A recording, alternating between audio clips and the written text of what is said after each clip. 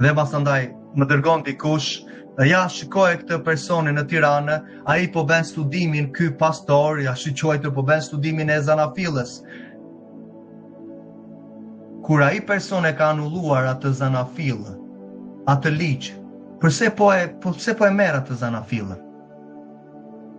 E marrin sepse mos andaj do ta kthejmë në besim dhe të marrim çdo gjë marrim me besim. Çdo gjë po i marrim me besim, vëlla motër, por nuk harrojmë urdhrimet e Atit.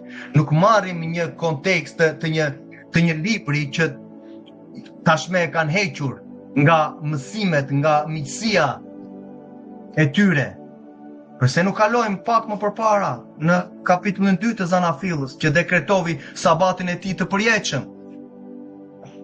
Dhe veçoj atë ditë Ati për bestlidhjen në këtë rast e përjetshme, shenjën e përjetshme, që është pjesë e urdhrimeve të Tija, që sot duan të mbajnë mësimet katoliko-pagane, që u dhanë në 300, në 400, mbas ringjalljes së Mesias.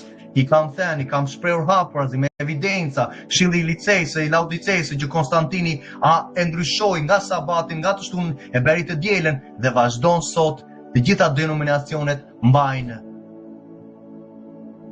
mbajnë ditën e diellit, sepse Konstantini ishte një adhurues i diellit, adhuronte diellin, dhe normal që ai do ta sjellte edhe çdo gjë për të përmbushur profecinë e Danielit 7:25, që thot fryma antikrishte, antimesias, do vijë, thot, është në botë, tha, vetë Gjoni tha, që është në botë, tha, fryma antikrishte, antimesias është në botë, tha, ju e dini, thot.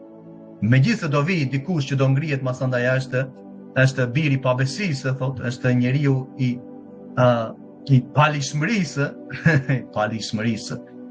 Thot, po tani do e dini, thot, dhe ajo profesinë e Danielit 7:25 që do anullonte ligjet dhe kohët e saktuara të Atit.